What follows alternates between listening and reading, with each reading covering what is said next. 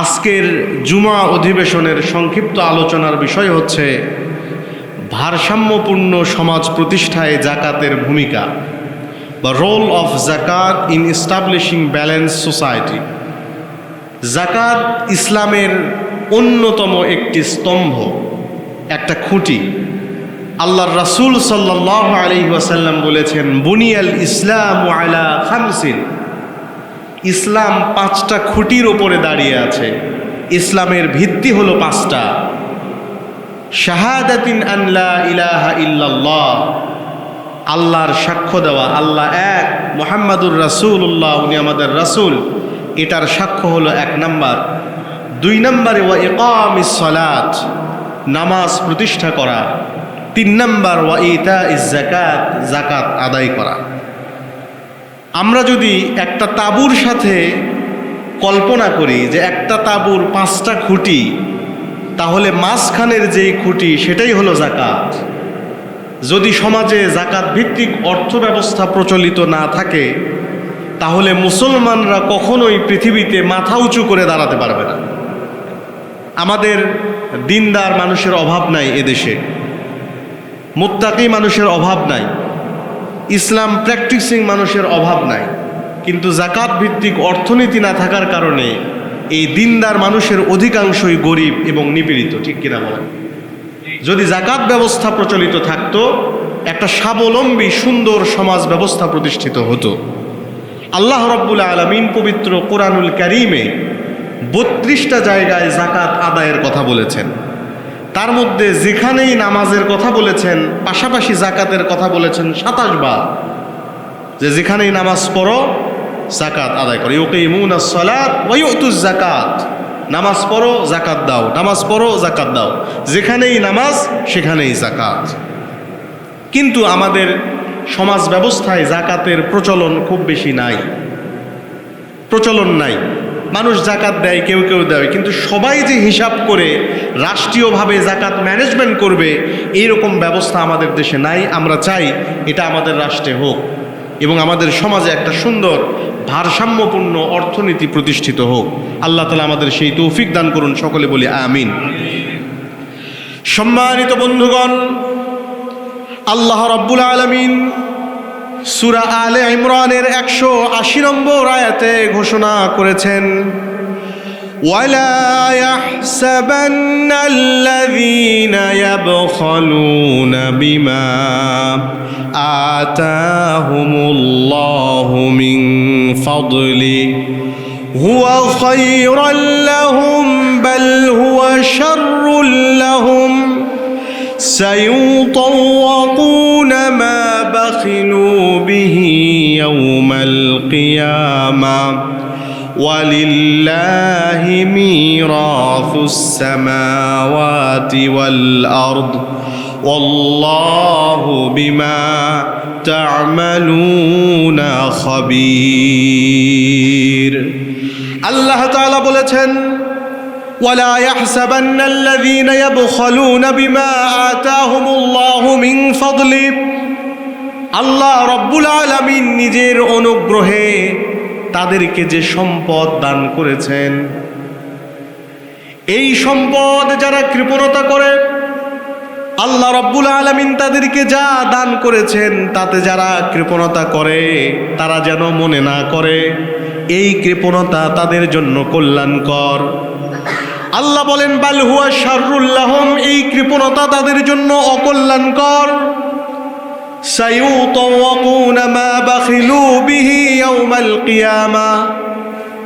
আল্লাহ বলেন, যারা এই সম্পদ নিয়ে কৃপণতা করছে, কিয়ামতের দিন এই সম্পদ তাদের গলায় বেড়ি বানায়া পড়ানো হবে। ওয়ালিল্লাহি মিরাসুস সামাওয়াতি ওয়াল আরদ, আসমান সমূহ এবং জমিনের মালিক একমাত্র আল্লাহ। ওয়াল্লাহু বিমা তা'মালুনা খাবীর, আর তোমরা যে আমল সমূহ করো আল্লাহ রাব্বুল আলামিন সে ব্যাপারে সম্যক অবগত রয়েছে।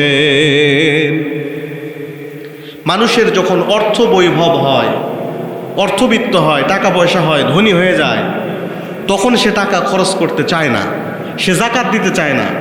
জাকাত আসে 10 কোটি টাকা, 5 কোটি টাকা, তার কলিজায় ওই জাকাতটা আর কোনোভাবেই দিতে মন চায় না।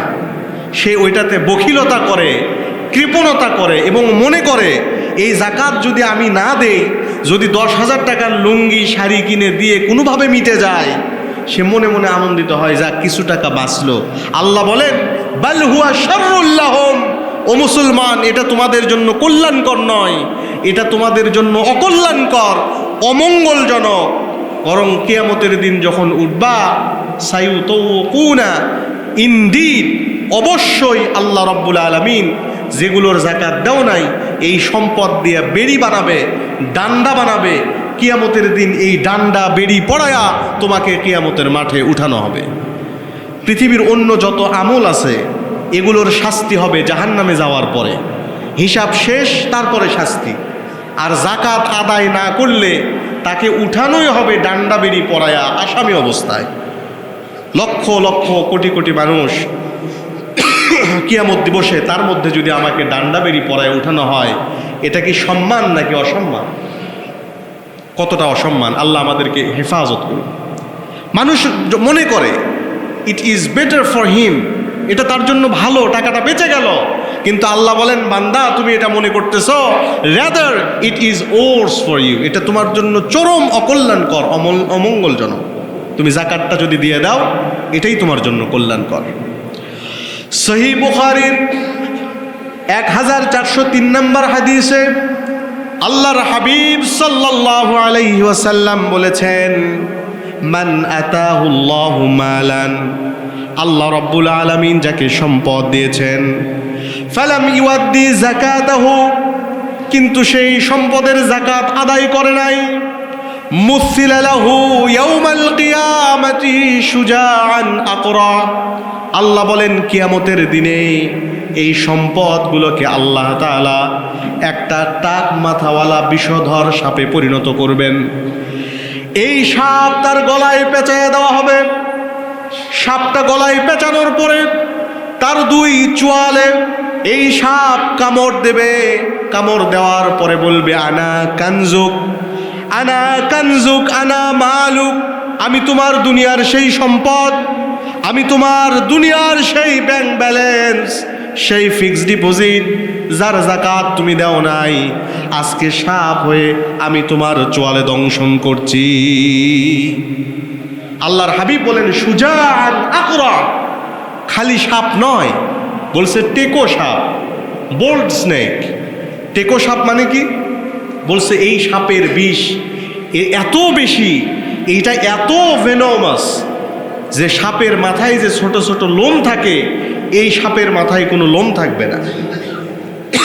এত বিষধর সাপ, এটা মানুষের চোয়ালে কামড় দেবে। আল্লাহ মুসলমানদেরকে সাবধান করে দিয়েছেন। সূরা তাওবার 34-35 নম্বর আয়াতে আল্লাহ তাআলা বলেছেন, ওয়াল্লাযীনা ইয়াকনিজুনা আয-যাহাবা ওয়াল ফিদ্দাতা ওয়া লা ইউনফিকুনাহা ফি সাবিলিল্লাহ, যারা সোনা এবং রূপা পুঞ্জীভূত করে, জমা করে, কিন্তু আল্লাহর রাস্তায় খরচ করে না, যাকাত আদায় করে না, আল্লাহ বলেন, ও নবী, ফাবাশশিরহুম বিআযাবিন আলীম, আপনি তাদেরকে আযাবের সুসংবাদ দেন। আচ্ছা ভাই বলেন তো, আযাবের কি সুসংবাদ হয় না দুঃসংবাদ হয়? আল্লাহ যে বললেন সুসংবাদ, আল্লাহ আইরনি করেছেন। আযাবের তীব্রতা এত বেশি যে আল্লাহ বলছেন, বান্দা খালি অপেক্ষা করো, খালি মৃত্যুবরণ করো আর কিয়ামতের মাঠে ওঠো, তারপরে দেখো তোমার জন্য কি আযাব আছে। পরের আয়াতে আল্লাহ বর্ণনা করছেন, ইয়াউমা ইউহমা আলাইহা ফি নারি জাহান্নাম, তোমার যে সোনা রূপা দুনিয়াতে ছিল, এই সোনা রূপাকে আল্লাহ রব্বুল আলামিন জাহান্নামের আগুনে গলায়া খুন্তি বানাবেন। তারপরে ফাতুকুয়া বিহা জিবাহুহুম, তাদের ললাটে সেক দিবেন, ওয়া জুনুবুহুম, পাজরে সেক দিবেন, ওয়া যুহুরুহুম, তাদের পিঠে সেক দিবেন। তাহলে অবস্থা কি ভালো না খারাপ? খারাপ। এজন্য যাকাত আদায় করতে হবে। যাকাত নিয়ে কোনো কম্প্রোমাইজ করা যাবে না, এবং যাকাত আদায় করতে হবে হিসাব করে। জোরে বলেন, কি করে? হিসাব করে যাকাত দিতে হবে, আন্দাজে না। 10,000 টাকার শাড়ি লুঙ্গি কিনে নিয়ে যাকাত দিলেন, যাকাত হবে না। মানুষ যদি উলঙ্গও থাকে, এটা আপনার দায়িত্ব নয় যে যাকাতের টাকা দিয়ে লুঙ্গি কিনে মানুষকে লুঙ্গি দিবেন। আমি ছোটবেলায় আমার বাবার সাথে নিউ মার্কেটে এসেছিলাম। তো তখন বড় একটা দোকান ছিল, এখন আছে কিনা জানি না। ওখানে লেখা আছে যে এখানে জাকাতের কাপড় পাওয়া যায়। তখন তো ছোট মানুষ ছিলাম, বুঝতাম না। আমি চিন্তা করলাম যে জাকাতের কাপড়, এইটা আবার কি কাপড়? আমরা যে কাপড়গুলো পরি এগুলো তো জাকাতের না, তাহলে জাকাতের ওইটা কি ডিফারেন্ট কোনো কাপড় কিনা, এরকম চিন্তা ছিল। পরে দেখলাম যেগুলো দামে কম, মানে ভালো, পাতলা ফুরফুরা, এগুলো হলো জাকাতের কাপড়, কম টাকায় পাওয়া যায়। জাকাত আসছে 5 লাখ, উনি 10,000 টাকার শাড়ি লুঙ্গি কিনে নিয়ে এসে জাকাত দিচ্ছে। আরে 5 লাখ টাকা হিসাব করে যদি 5 লাখ হয়, 5 লাখ টাকাই জাকাত দিতে হবে। এখানে কম বেশি করার কোনো সুযোগ আল্লাহ রাব্বুল আলামিন রাখেন নাই। এখন প্রশ্ন হলো জাকাত কিসের উপরে হবে, কার উপরে জাকাত ফরজ? জাকাত ফরজ হবে সোনা এবং রূপার উপরে, gold and silver in it's any form. সোনা এবং রূপা যে কোনোভাবে, যদি আপনার বাড়িতে 20 মিসকাল 7.5 ভরি সোনা বা 87.48 গ্রাম সোনা 1 বছর ধরে পড়ে থাকে, কোনো কাজ নাই, সংসার চালানোর জন্য ব্যবহার হয় না, এমনি সোনাটা পড়ে আছে, অথবা 200 দিরহাম রূপা 52.5 তোলা বা 612.36 গ্রাম রূপা বা এই সমপরিমাণ অর্থ আপনার বাড়িতে পড়ে আছে, সারা বছরে বাজারঘাট করার জন্য এই টাকার কোনো প্রয়োজন হয় না, তাহলে মনে রাখতে হবে যে আপনার উপরে জাকাত ফরজ হয়েছে। জাকাতের হিসাব এই মাসের 21 তারিখের রূপার হিসাব করে আমি একটা হিসাব করেছি যে তাতে যার বাড়িতে 2,36,250 টাকা, 2.25 লাখের মতো হচ্ছে আর কি, মোরাললেস, যদি এই পরিমাণ টাকা পড়ে থাকে, সেটা হতে পারে খালি টাকা পড়ে আছে, অথবা ব্যাংকে ফিক্সড ডিপোজিট করেছেন, অথবা সঞ্চয়পত্র কিনেছেন, অথবা বন্ড কিনেছেন, যে কোনো উপায়ে হোক এই টাকাটা যদি উচ্ছিষ্ট থাকে, উদ্বৃত্ত থাকে, তাহলে এই ব্যক্তির ওপরে জাকাত ফরজ হয়েছে। এরপরে জাকাত কিসের উপরে ফরজ হয়? পালিত পশু, কারো খামার আছে, অনেক ছাগল, উট, দুম্বা, এগুলোর খামার আছে, এটার রেশিও আছে, রেশিও অনুযায়ী জাকাত আদায় করতে হবে। যাদের ব্যবসা প্রতিষ্ঠান আছে, ব্যবসার পণ্যের যে মূল্য, সেই মূল্য যদি এই 2,36,000-কে ক্রস করে, এটার উপরে জাকাত আদায় করতে হবে। জাকাত কত টাকা করে দিতে হবে? 2.5%, 2.শতকরায় 2.5 টাকা করে। এখন একজনে বলতেছে যে হুজুর সেই সময় কি পার্সেন্ট ছিল? আল্লাহ রাসূলের সময় তো পার্সেন্ট ছিল না। বুঝতে পারছেন? তার মানে না দেওয়ার ধান্দা, যাতে না দেওয়া যায়। পার্সেন্ট ছিল না, আল্লাহ রাসূলের সময় ভাগ ছিল। আল্লাহ রাসূল বলছেন 40 ভাগের 1 ভাগ। তো 40 ভাগের যদি 1 ভাগ হয়, 100 ভাগের কয় ভাগ হচ্ছে বলেন? 2.5 ভাগ। এটা তো সহজ হিসাব। তাহলে যদি আমার কাছে টাকা বেশি থাকে, আমার জাকাত বেশি আসবে। আমি ধনী হইলে জাকাত বেশি হবে, গরিব মানুষ জাকাত কম, আরও গরিব জাকাত নাই। এর স্ট্র্যাটেজি হচ্ছে more you cost less you pay, less you cost more you pay. তুমি ধনী বেশি, তোমার জাকাত আসবে, জাকাত দিতে হবে। যার টাকা কম, জাকাত নাই বা কম হবে। সম্মানিত হাজিরিন, এখন এই টাকাটা আমরা কার কাছে দেব, এটা অনেক সময় বুঝে পাই না। জাকাত আদায় করার কথা একভাবে, উনি জাকাতের টাকা দিয়ে মসজিদ বানানো শুরু করছে, কাজ তো ভালো। ইমাম কুরতুবী বলেন, জাকাতের টাকা দিয়ে কোনো ভালো কাজ করা যাবে? আল্লাহ 8টা কাজ করতে বলেছেন, 8 জনকে জাকাত দেওয়া যাবে। এর বাইরে যত ভালো কাজই হোক, জাকাতের টাকা খরচ করা যাবে না। আল্লাহ রাব্বুল আলামিন সূরা তাওবার 60 নম্বর আয়াতে ঘোষণা করেছেন, ইন্নামাস সাদাকাতু লিল ফুকারাই ওয়াল মাসাকিন ওয়াল আমিলিনা আলাইহা ওয়াল মুআল্লাফাতি কুলুবুহুম ওয়া ফির রিকাবি ওয়াল গারিমিনা ওয়া ফি সাবিলিল্লাহি ওয়া ইবনিস সাবিল। আল্লাহ বলেন, বান্দা জাকাত দিবা 8টা জায়গায়। 1 নাম্বার হচ্ছে ফকির, যার কিছুই নাই, যে সাইল, মানুষের কাছে চায়া চিন্তা চলে, তাকে তুমি তোমার জাকাতের টাকা দিবা। 2 নাম্বারে দিবা ওয়াল মিসকিন, ফকির মিসকিন কাছাকাছি। মিসকিনের কিছু আছে, সামান্য কিছু আছে, কিন্তু চলতে পারে না, আবার চক্ষু লজ্জায় মানুষের কাছে চাইতেও পারে না, এরকম দরিদ্র মিসকিন মানুষকে তুমি তোমার জাকাতের টাকা দিবা। ওয়াল আমিলিনা আলাইহা, যদি সরকার জাকাত ম্যানেজমেন্ট করে, সরকার যদি জাকাত তোলে এবং খরচ করে, তাহলে এই মিনিস্ট্রিতে যারা চাকরি করবে সেই সমস্ত অফিসার এমপ্লয়, তাদের বেতন জাকাতের টাকা থেকে দেওয়া যাবে। ওয়াল মুআল্লাফাতি কুলুবুহুম, একজন মানুষ নতুন মুসলমান হয়েছে, হিন্দু ধর্মে থাকা অবস্থায় বা অন্য ধর্মে থাকা অবস্থায় অনেক টাকা পয়সা ছিল, ইসলাম গ্রহণ করার কারণে সব ছেড়ে এখানে খালি হাতে আসতে হয়েছে। তুমি তোমার জাকাতের টাকাটা তাকে দাও, সে খুশি হবে, সে আনন্দিত হবে, ইসলামের সৌন্দর্য দেখবে। বাড়ির পাশে কোনো অমুসলিম রয়েছে, যাকে জাকাতের টাকাটা দিলে দরিদ্র মানুষ খুশি হবে, ইসলাম সম্পর্কে সুধারণা পোষণ করবে, এরকম অমুসলিম মানুষকেও জাকাত দেওয়া যাবে। তবে এই শর্তে দেওয়া যাবে না যে আমি তোমাকে 5 লাখ টাকা জাকাত দিব, তোমার মুসলমান হওয়া লাগবে। ব্যাপারটা এমন নয়, বরং ইসলাম সম্পর্কে তার একটা ভালো ধারণা তৈরি হবে যে মুসলমানরা ভালো হয়, আমি অন্য ধর্মের মানুষ, তারপরেও আমার এই মুসলমান ভাই আমার খোঁজ নিয়েছে, এইটুকু যদি সে মনে করে, খুশি হয়, তাহলে তাকে জাকাত দেওয়া যাবে। অফির রিকাব, দাস মুক্তিতে, ওয়াল গারিমিনা, এবং দরিদ্র যারা ঋণগ্রস্ত হয়েছে তাদেরকে জাকাত দেওয়া যাবে ঋণ শোধ করার জন্য। এখন এই ঋণ কাদের ঋণ? যদি সব ঋণগ্রস্তকে জাকাত দেওয়া বৈধ হয়, তাহলে আমাদের দেশের ব্যবসায়ীদের অর্ধেক আর এমপি মন্ত্রীদের অর্ধেক মানুষকে জাকাত দেওয়া লাগবে। কারণ মন্ত্রী মাথায় একেবারে নামাজ পড়তে পড়তে কপাল কালো হয়ে গেছে, দাড়ি সুন্নতি লম্বা দাড়ি, পরে দেখি জনগণের 190 কোটি টাকা ঋণ খেলাপি। তো এরও তো ঋণ আছে, একেও তো জাকাত দিলে এ জাকাত খাইতে পারবে। তো এইরকম ঋণ খেলাপিকে জাকাত দেওয়া যাবে না, সে ঋণগ্রস্ত নয়, বরং এমন ঋণগ্রস্ত যেই মানুষটা সত্যি সত্যি তার সংসার পরিবার চালাতে পারে না, সত্যিই গরিব মানুষ, এই পরিবার চালাতে যে সে ঋণ করে ফেলছে, তার ঋণ শোধ করার জন্য জাকাত দেওয়া যাবে।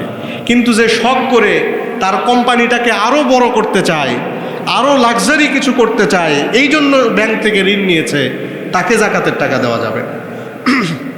ওয়াফি সাবিলিল্লাহ, আল্লাহর রাস্তায়, আল্লাহর রাস্তায় মানে যারা জিহাদে নিয়োজিত রয়েছে, ফিলিস্তিনে মানুষ জিহাদ করছে, কাশ্মীরে মানুষ জিহাদ করছে, তাদের যে অর্ডিন্যান্স, যে সামরিক সমরাস্ত্র, অস্ত্র এবং অন্যান্য যে খরচ আছে, এই খাতে তাদেরকে জাকাত দেওয়া যাবে। তো আমাদের দেশে তো জিহাদ নাই, আমাদের দেশে এই জিহাদের আরেকটা প্রকার আছে, সেটা হচ্ছে ইলম অর্জন। আল্লাহ রসুল বলেন, যারা জ্ঞান অর্জন করে, দ্বীনের জ্ঞান অর্জন করে, এটাও একটা জিহাদ। এই জন্য যে সমস্ত মাদ্রাসায় ছেলেরা পড়ালেখা করে, দরিদ্র, জ্ঞান চর্চা করে, ইলম চর্চা করে, ইসলামের চর্চা করে, এই সমস্ত মাদ্রাসায় লিল্লাহ ফান্ডে জাকাতের অর্থ দেওয়া যাবে। কিন্তু এই টাকা দিয়ে আবার হুজুরদের বেতন দেওয়া যাবে না। এজন্য ভালো করে খোঁজ নিয়ে, যে মাদ্রাসায় এতিম আছে, গরিব আছে, যারা কোরআন তেলাওয়াত করে, কোরআন পড়ে, ইলম কালাম চর্চা করে, তাদের জাকাত ফান্ডে জাকাতের অর্থ দিতে হবে। ওয়াবনুস সাবিল, মুসাফির ব্যক্তি, রাশিয়া থেকে একজন বাংলাদেশে আসছে, তার টাকা, পাসপোর্ট সব চুরি হয়ে গেছে, যাওয়ার টিকিটের টাকা নাই। হয়তো রাশিয়াতে সে অনেক বড় ধনী, কিন্তু এখানে সে ফকির হয়ে গেছে, তাকে জাকাতের অর্থ দেওয়া যাবে। তাহলে প্রিয় ভাই, আমরা কি বুঝতে পারলাম 8টা খাত কোনগুলো? তার মধ্যে উল্লেখযোগ্য খাত আমাদের দেশে হলো ফকির, মিসকিন, এবং যে সমস্ত মুসলিম বা অমুসলিম যাদেরকে দিলে খুশি হবে তারা, ঋণগ্রস্ত মানুষ এবং মাদ্রাসা।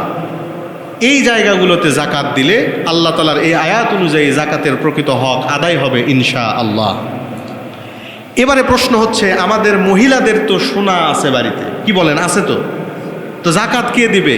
আমরা দিব না মহিলারা দেবে? এই প্রশ্নের উত্তর অনেকেই আমাদেরকে জিজ্ঞেস করে। তো এর উত্তর দেওয়ার আগে আমি একটু আপনাদেরকে প্রশ্ন করতে চাই, এই সোনাটা আসলে কার, ভাবির না আপনার? কথা বলেন, কার?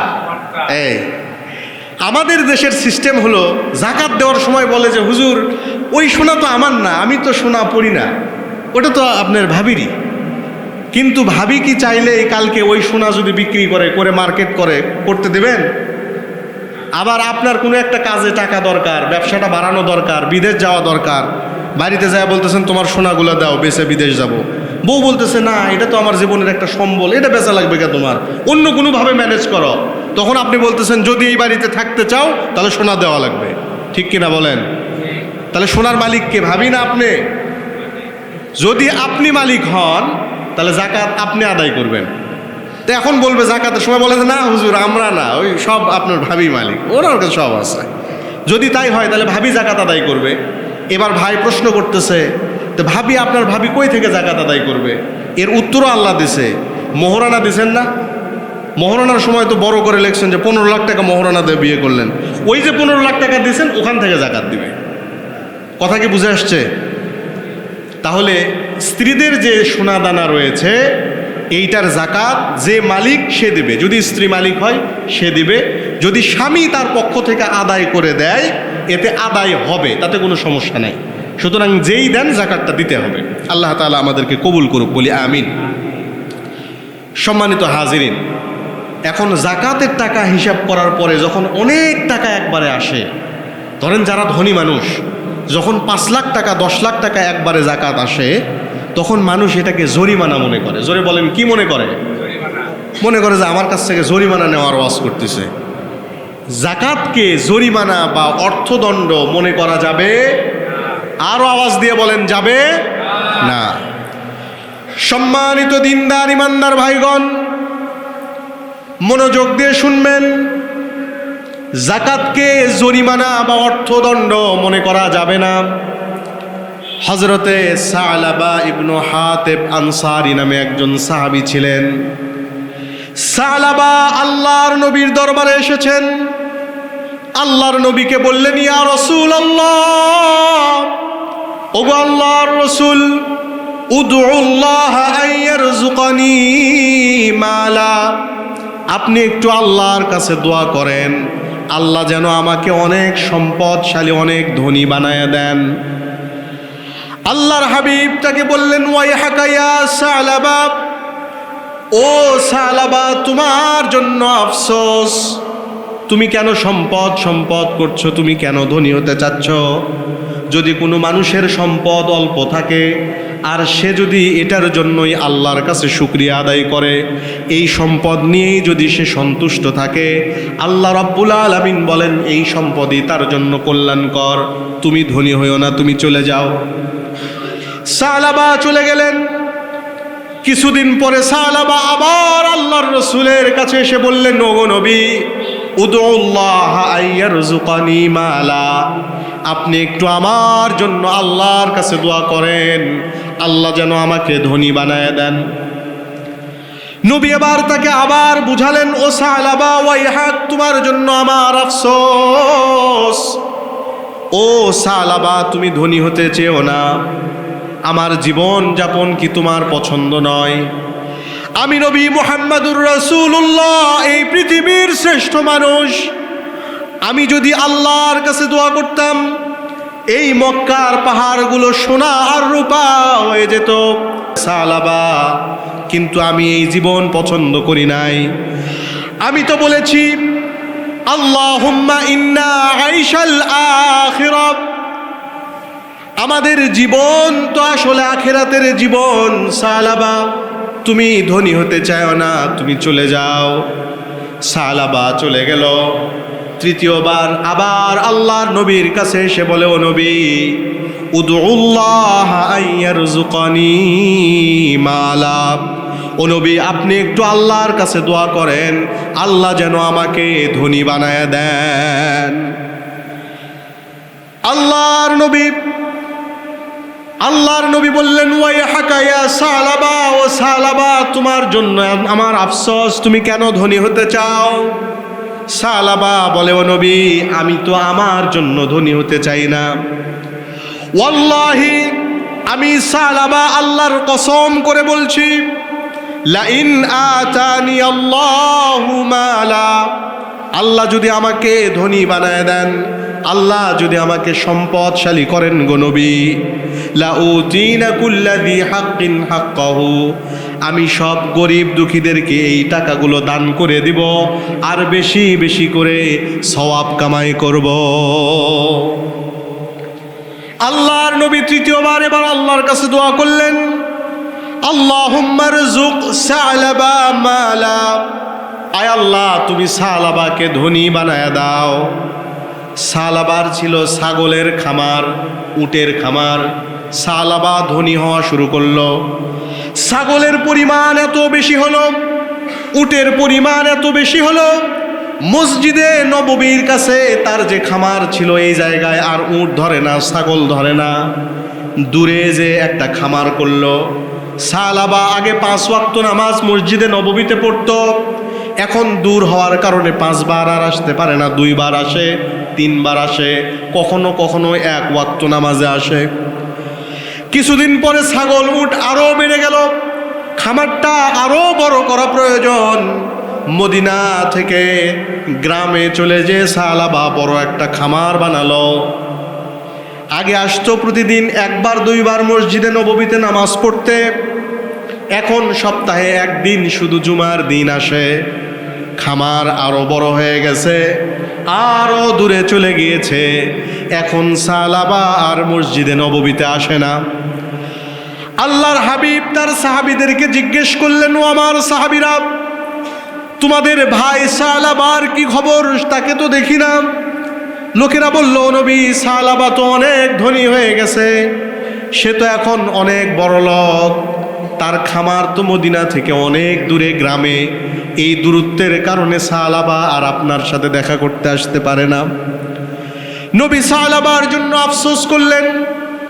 কিছুদিন পরে যখন সূরা তাওবার 103 নম্বর আয়াত নাজিল হলো, খুয মিন আমওয়ালিহিম সাদাকা, আল্লাহ নবীকে বললেন, ও নবী আপনি মুসলিম বান্দাদের কাছ থেকে সাদাকা নেন, যাকাত নেন, তুতাহিরুহুম ওয়া তুযাক্কিহিম বিহা, এই যাকাত তাদের সম্পদকে পবিত্র করবে। আল্লাহর হাবিব সালাবার কাছে যাকাতের ফরমান লিখে পাঠালেন। সাহাবীরা যখন সালাবার কাছে যাকাত আনতে গেলেন, বুঝে থাকলে বলেন তো, সালাবা যে আজকে এত ধনী হয়েছে, সালাবার উট ছাগল এত বৃদ্ধি পেয়েছে, বলেন তো এই বৃদ্ধিটা তাকে কে দিয়েছে? আল্লাহ রাব্বুল আলামিন তাকে এত ধনী করেছেন। সালাবা নিজেও ওয়াদা করেছিল, আমি ধনী হলে গরিবদেরকে দান করব, কিন্তু যাকাতের ফরমান যখন চলে গেল, সালাবা এবার বলল, আমি তো যাকাত দিতে পারবো না, এটাকে সে জরিমানা মনে করলো। সে বলল, অমুসলিমরা মুসলিম রাষ্ট্রে থাকলে জিজিয়া দেয়, কর দেয়, আমি তো মুসলমান, আমি কিসের টাকা দেব, আমি কিসের যাকাত দেব, আমি দিতে পারবো না। নবীর সাহাবীরা সালাবার কাছ থেকে ফিরে আসলেন। নবীর কাছে আসার পরে যখন বললেন সালাবা যাকাত দিতে অস্বীকার করেছে, আল্লাহ রাব্বুল আলামিন সূরা তাওবার 75 নম্বর আয়াত নাজিল করলেন। আল্লাহ বললেন, ওয়া মিনহুম মান আহাদাল্লাহ, মুসলমানদের মধ্যে এমন কিছু মানুষ আছে যারা আল্লাহর সাথে ওয়াদা করেছিল। তারা বলেছিল, লা ইন আতানা মিন ফাদলিহি, আল্লাহ যদি আমাদেরকে সম্পদ দেয়, লানাসাদ্দাকান্না ওয়া লানাকুনান্না মিনাস সালিহিন, আমরা বেশি বেশি দান করব আর সালেহ বান্দা হয়ে যাব।